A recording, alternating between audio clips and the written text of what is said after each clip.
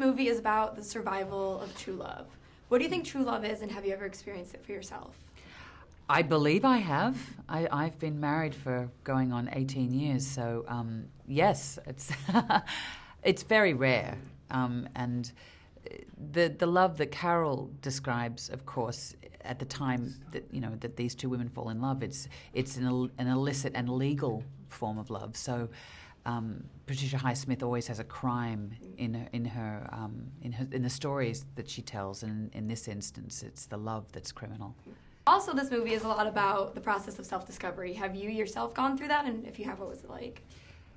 I'm never interested in playing myself. I find myself infinitely boring, and what always draws me to a project is not only the people that you're in dialogue with, like Rooney, like Todd, Ed Lachman, and the cinematographer, and Sandy Powell, the costume designer, but it's the points of difference. So if there's any similarities between the character and myself, I think that those things will exist. It's not for me to mine them, really. Interesting.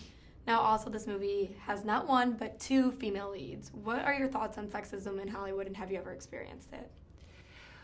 Well, I think you can't really change the culture in any industry until you have equal pay for equal work, and that still doesn't exist.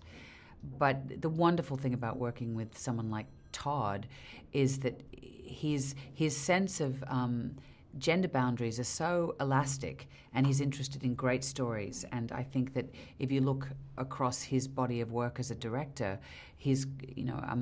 I played a version of Bob Dylan for him, so you couldn't get sort of more gender elastic there. So it definitely doesn't exist on a Todd Haynes set with Christine Vachon and Liz Carlson producing.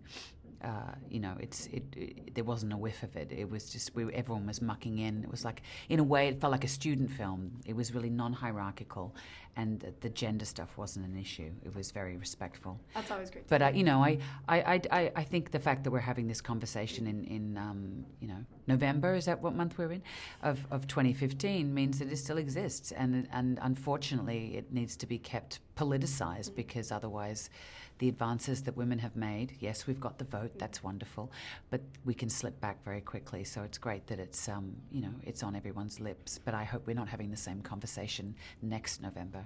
Absolutely. As a woman, I don't want to keep having this conversation. Yeah, it's boring, isn't Yes. it? I mean, there's great work done, and you just want to have audiences to have access to great work by women, and it's certainly there. The subject matter of this movie, back then it was so frowned upon, and now gay marriage is legalized. Do you think that it coming out now will draw audiences in more? How do you think people will react? No, it's interesting. I mean, not only was it frowned upon, but same-sex relationships were illegal and considered dysfunctional and abnormal, and that a lot of people, men, were neutered.